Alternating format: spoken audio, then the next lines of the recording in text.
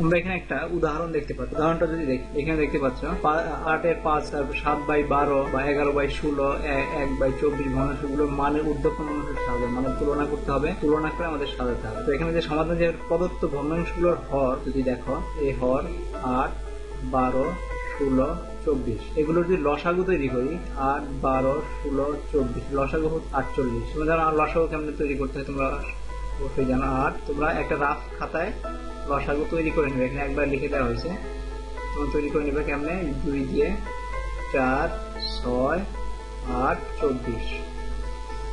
তো এখান থেকে 2 দিয়ে 2, 3, 8,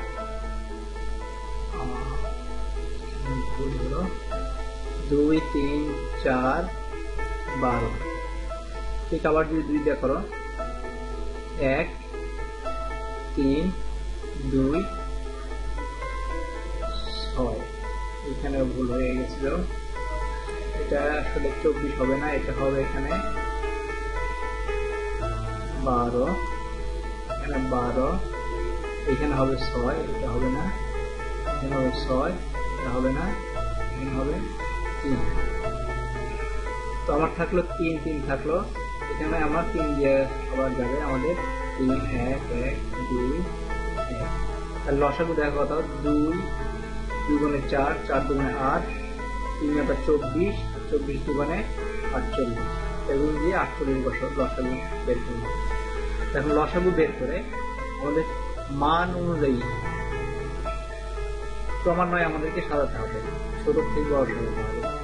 তো এখানে দেখো 5/8 সমান 48, যেহেতু লসাগু, লসাগুকে আমরা হর দিয়ে ভাগ করলে যে ভাগফল পাবো আমরা, যেমন ভাগফল 6 পেলাম, সেটা দিয়ে গুণন করবো, যাতে আমাদের প্রথম কাজটা হবে নিচের হরগুলোকে একই সমান করে নিয়ে আসে, সেটা আমরা এখান থেকে করতে পারবো।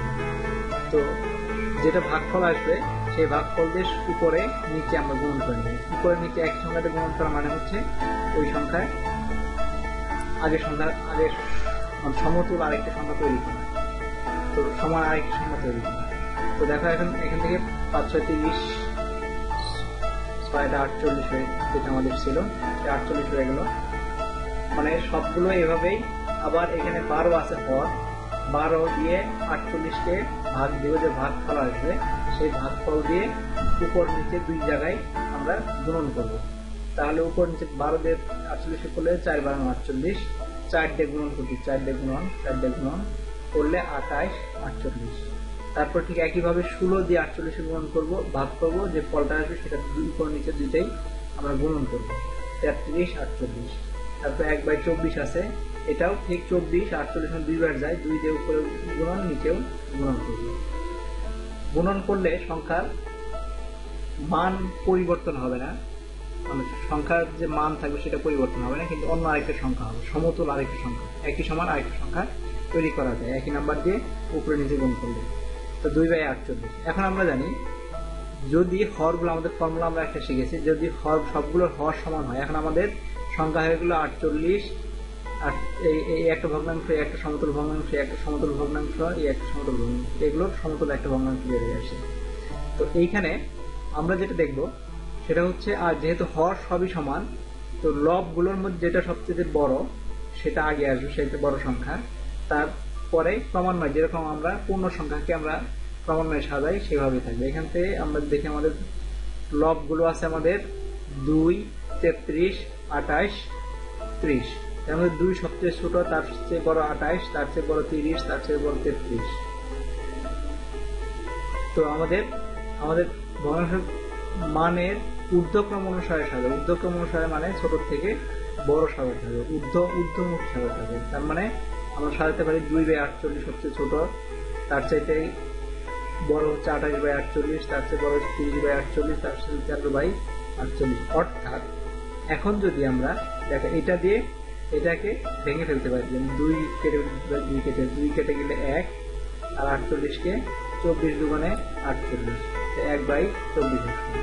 ঠিক এখানেও আমরা কাটতে পারি, ধরো আমরা যেটাতে গুণ করছিলাম সেটা দিয়ে আমরা আবার ভাগ করতে পারি।